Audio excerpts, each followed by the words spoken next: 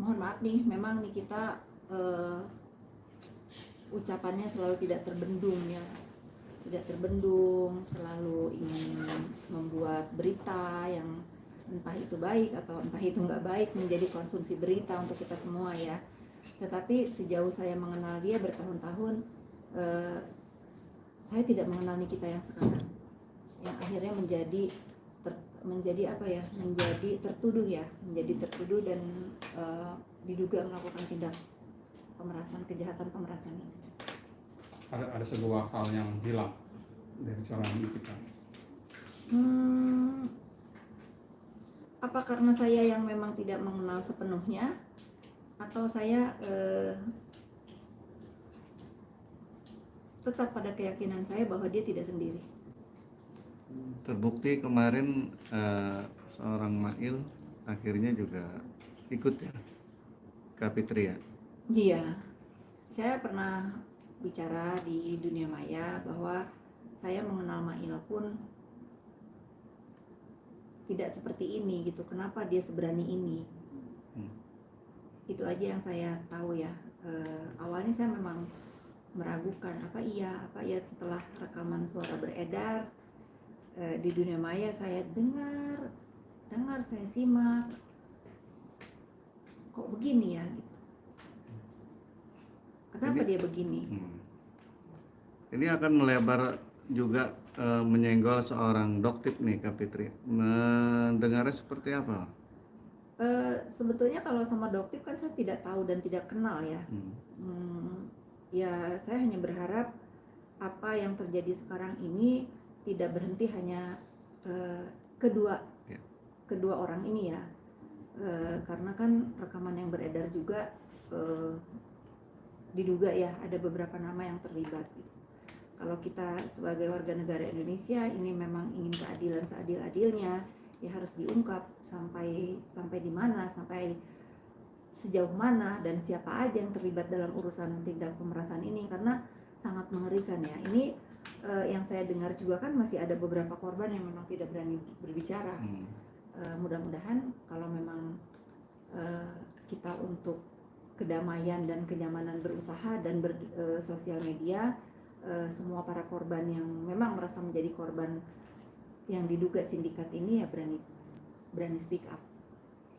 Kapit, ini juga ada muncul sosok Dr. O nih yang mungkin menjadi lingkungan circle mereka juga yang akan disenggol oleh beberapa netizen terkait tudingan-tudingan pemerasan itu.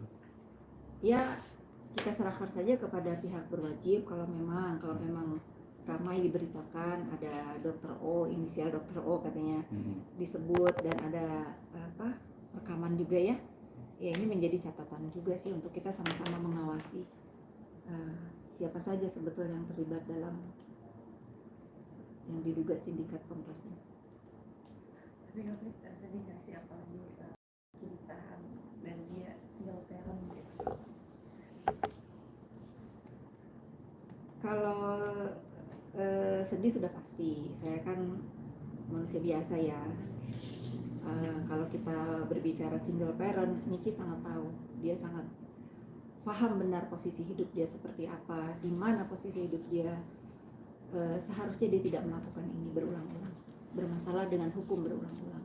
Jadi mohon maaf nih kalau kita mengatasnamakan single parent ya, dia sudah berapa kali belajar untuk memposisikan dirinya kalau dia ada apa-apa itu kasihan anak-anaknya. Kalau dia mengulangi lagi hal ini, mungkin ini udah waktunya dia belajar untuk agar berhati-hati ke depannya dalam bersikap, berucap, dan bertindak. Tapi Kafit ini kan karena kita baru aja akur sama lo, itu gimana melihatnya sekarang udah jadi seperti. Saya tetap konsisten. Kalau memang terjadi perdamaian antara ibu dan anak ini, kita harus dukung, kita harus support, karena sejatinya memang tidak ada hubungan yang sempurna sekalipun terhadap ibu dan anaknya. Kalau memang diberitakan memang Loli sudah berbaikan dan kita sudah membukakan pintu maafnya, ya alhamdulillah, kita harus dukung. Sampai kemarin Loli juga kan bikin surat. Nah itu saya belum baca ya, saya banyak di DM tapi saya nggak berani baca apa isinya. Tapi buat Loli, ibu sangat bangga dengan Loli.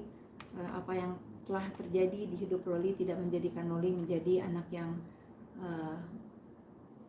tidak membela ibu. Dalam keadaan apapun Loli ada buat ibu Loli, itu bagus.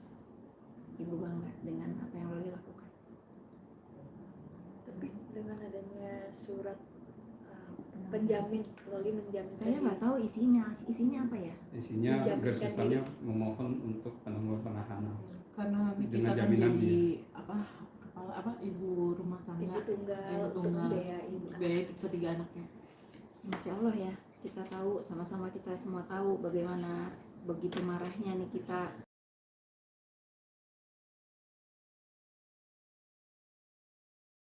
pada saat dia bermasalah dengan Loli.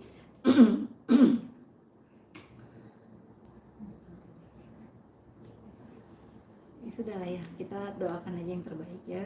Saya sebagai seorang ibu, mudah-mudahan perdamaian antara ibu dan anak ini terjaga sampai kapanpun, karena sejatinya memang tidak ada orang yang bisa berdiri di sebelah kita selain orang yang mempunyai konek batin ya. Sebagaimanapun masalah Loli dan ibunya, tetap Loli ada di samping ibunya, dan saya harap juga ini kita juga seperti itu. kan ini melihat kemarin kan ibu dan anak kan cukup panas, dan pada akhirnya Loli menjaminkan dirinya untuk penangguhan penahanan ibunya sendiri. Ini apa sih melihat ini, apakah menurut kan Fikri itu bisakah seorang Loli yang masih di bawah 17 tahun bisa menjadi penjamin orang tuanya? Kalau bisa menjadi penjamin atau tidak tentu saya tidak tahu ya secara hukum bagaimana, tetapi saya melihat sebagai Loli seorang anak remaja ya, Loli itu anak yang kuat ya.